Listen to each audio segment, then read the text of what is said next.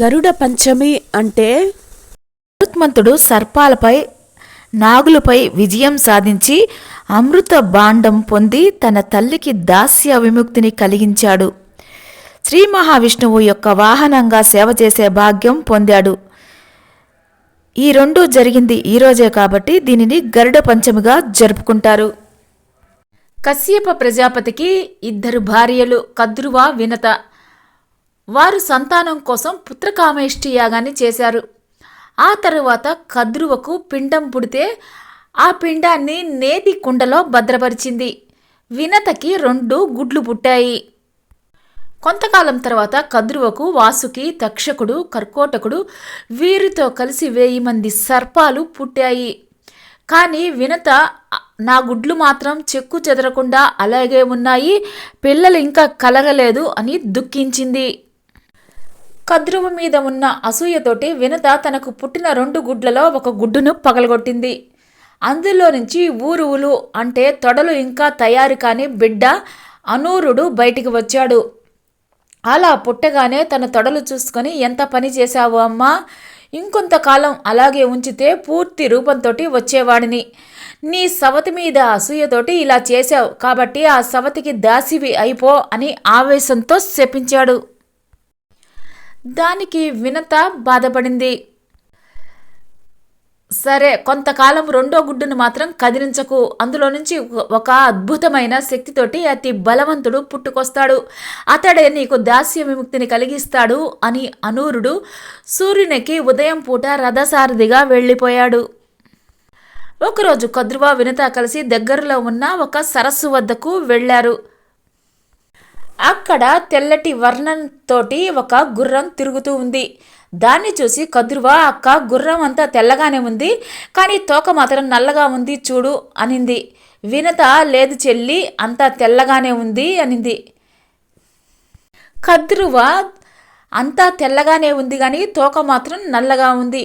చిన్న పందెం వేద్దామా, తోక నల్లగా ఉంటే నువ్వు నాకు దాసీగా చెయ్యాలి, లేదంటే నీ దగ్గర దాసీగా నేను చేస్తాను, ఏమంటావు అనింది. వినత సరే అని గుర్రం దగ్గరికి వెళుతుంటే చీకటి పడింది కాబట్టి రేపు ఉదయం వచ్చి పరిశీలిద్దాం అనగానే వినత సరే అని అక్కడి నుంచి వెళ్ళిపోయింది. 2 కలిసి గృహానికి వెళ్ళారు. కద్రువ తన పిల్లలైన పాముల దగ్గరికి వెళ్ళింది. జరిగింది మొత్తం చెప్పింది. మీలో కొన్ని నల్ల నాగులు ఉన్నాయి, మీరు వెళ్ళి ఆ తోకని మీ మహిమతోటి కరిచి పట్టుకొని మీ మహిమతోటి అచ్చం వెంట్రుకల్లాగా కనపడండి, అప్పుడు మీ చిన్నమ్మ మనకి దాసి అవుతుంది అనగానే పాముల్లో కొన్ని మేము ఆ పని చేయలేము అన్నాయి. కద్రువ ఆ మాటలకు కోపించి, మాట వినని వారంతా సర్పయాగంలో పడి బూడిద అయిపోతారుగాక అని శపించింది. పాములకి భయం వేసింది. వారిలో కర్కోటకుడు అనే సర్పం సరే అని వెళ్ళి ఆ తెల్లటి అశ్వాన్ని తోకని పట్టుకొని తన మహిమతోటి నల్లని రూపంతో కనిపించాడు. ఆ మరుసటి రోజు ఉదయాన్నే ఆ అశ్వాన్ని పరిశీలించడానికి వచ్చిన వినత, కద్రువులకు తోకలో నల్లని వెంట్రుకలు కనిపించాయి. ఇక ఆనాటి నుంచి కద్రువ దగ్గర వినత దాసీగా ఉండిపోయింది. కొంతకాలానికి అనూరుడు చెప్పినట్టు గుడ్డు పగిలి అందులో నుంచి దివ్యమైన కాంతితోటి బంగారు వర్ణంతోటి దగదగలాడిపోతూ విశాలమైన రెక్కలు ఆడిస్తూ ఒక్కసారిగా పైకి ఎగిరాడు పక్షి రూపంలో ఉన్న గరుత్మంతుడు. మహాబలవంతుడైన గరుడు విశాలమైన రెక్కల వేగానికి సముద్రం ఆకాశమంత ఎత్తుకు ఎగిసింది. ఆ గాలికి పెద్ద పెద్ద చెట్లు కూడా కూలిపోయాయి, పర్వతాలు కదిలిపోయి పెళపెళ విరిగి కింద పడిపోయాయి. ఎగురుతూ తల్లి దగ్గరికి వచ్చి నిలబడ్డాడు గరుడు. ఇంతలో కద్రువ అక్కడికి వచ్చింది. ఒరేయ్, మీ అమ్మ నాకు దాసి కాబట్టి నువ్వు కూడా నాకు దాసుడివే అని చెప్పింది. నేను చెప్పిన పని అల్లా చేయాలి అని కూడా చెప్పింది. తన పిల్లల్ని ఊరంతా తిప్పుకొని రమ్మని చెప్పింది. గరుత్మంతుడు ఆ పాముల్ని తన మీద కూర్చోబెట్టుకొని ఎగురుతూ ఉంటే సూర్యుడి వేడి వల్ల తాపం పెరిగి పాములు సొమ్మసిల్లిపోయాయి. కిందకి రాగానే కద్రువ, నేనన్నా నా పిల్లలన్నా మీకు గిట్టదు అంటూ అనరాని మాటలు అన్నీ అనేసి వెళ్ళింది. గరుత్మంతుడు తల్లి దగ్గరికి వెళ్ళాడు. అమ్మ పెద్దమ్మ చీటికి మాటికి దూషిస్తుంది. ఆ మాటకి వినత మీ అన్న అనూరుడు ఇచ్చిన శాపం కారణంగా దాసీగా ఉండవలసి వచ్చింది అని జరిగిన విషయాన్నంతా చెప్పింది. అది విన్న గరుత్మంతుడు కద్రువ దగ్గరికి వెళ్ళాడు. పిన్ని ఏమి చేస్తే మాకు దాస్య విముక్తి కలుగుతుందో చెప్పు అన్నాడు. ఆ మాటలకు కద్రువ, నేను నా పిల్లలకి శాపం పెట్టాను. ఆ శాపం నుంచి విముక్తి పొందాలంటే అమృతాన్ని సేవించాలి. దేవలోకంలో ఇంద్రుడి రక్షణలో అమృతం ఉంది. అది తెచ్చి ఇస్తే మిమ్మల్ని దాస్య విముక్తి కలిగిస్తాను అని చెప్పింది. గరుత్మంతుడు తండ్రి దగ్గరికి వెళ్ళి అమృతం తేవడం కోసం దేవలోకం ఎలా వెళ్ళాలి చెప్పండి అంటూ తండ్రిని అడిగాడు. నాయన, ఇంద్రుడు స్వర్గంలో నందనవనంలో అగ్నిగుండం ఏర్పాటు చేశాడు. దాని మధ్యలో అమృత భాండాన్ని ఉంచాడు. దానికి 2 పక్కల 2 భయంకరమైన సర్పాలు కాపలాగా ఉంటాయి. నువ్వు అక్కడికి వెళ్ళి సర్పాలతో గెలిచి అమృత భాండాగారం తీసుకొని రావాలి అని చెప్పాడు. గరుత్మంతుడు స్వర్గలోకం వెళ్ళి అగ్నిని చల్లార్చి లోపలికి వెళ్ళాడు. అక్కడ ఉన్న పాములను కూడా కొట్టి జయించాడు. అనంతరం గరుడు అమృత భాండాగారాన్ని తీసుకుని అక్కడి నుంచి ఎగిరిపోయాడు. ఇంద్రుడు ఐరావతం ఎక్కి వజ్రాయుధంతో గరుడుని వెంబడించి గరుత్మంతుడి మీదకి వజ్రాయుధాన్ని ప్రయోగించాడు.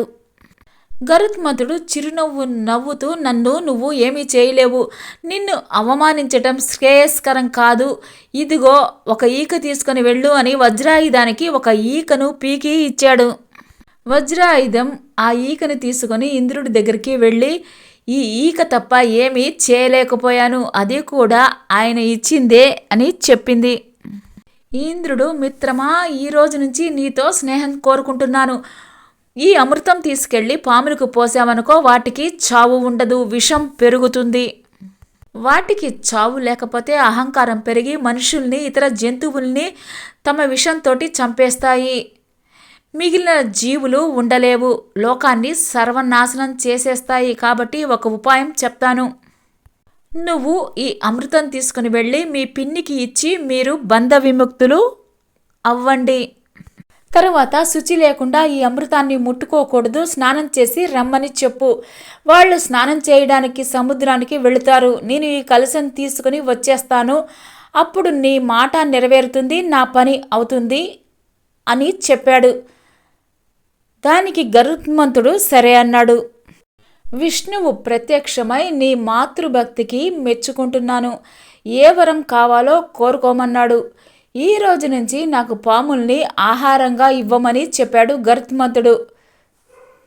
నీకు వాహనం అయ్యే వరం కూడా ప్రసాదించమని అడిగాడు గరుత్మంతుడు. నీ తల్లిని బంధ విముక్తురాల్ని చేసేసి నా దగ్గరికి వచ్చేయి.